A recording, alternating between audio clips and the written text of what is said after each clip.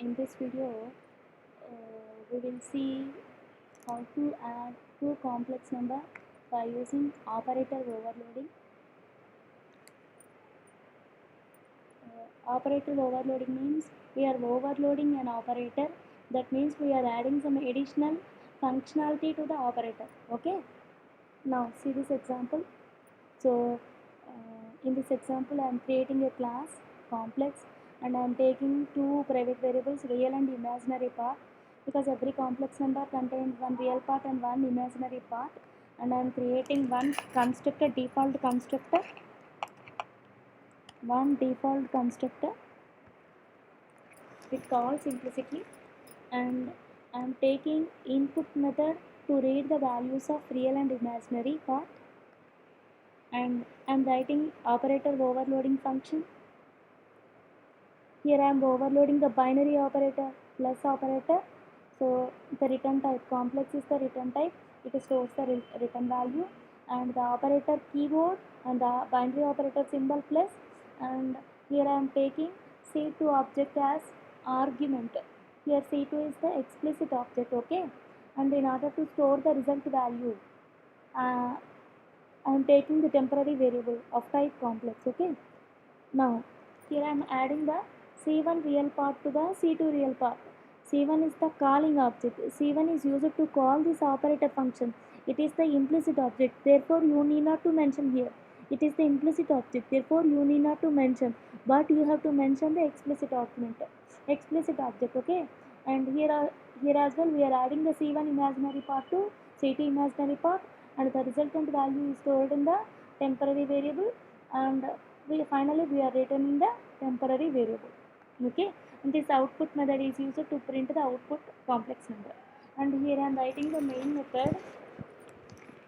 method for executing the program. And in order to access the member functions of a class, you have to create an object for the class. So here I am creating three objects: C1, C2 and result objects. Okay, C1 dot input method for uh, so uh, it this object called the input method. C1 object called the input method. Now in C1 object, the real part is I am entering the real part is 2, and in C1 the imaginary part is 2. Okay, so after input method is executed, the compiler goes to the next sentence. In the main method, enter the second complex number, and it call the input method. C2 object, now C2 object call the input method.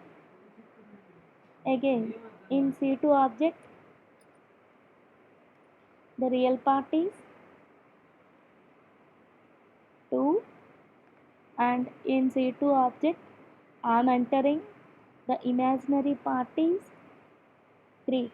Okay, so when after again the input function is executed, the compiler again goes to the next statement in the main method. So here I am adding two user defined data type, two user defined objects, C1 plus C2. Okay, it acts as C1 dot plus C2. Here the left hand side object C1, the left hand side operand, is used to call the overloading function, because see here C1 dot input method, C2 dot input method. That means in order to access the member functions of a class, you have to call with an object. Therefore here the left hand side operator is used to call the operator overloading function, and the right hand side object is passed as an argument, is passed as an argument to the function.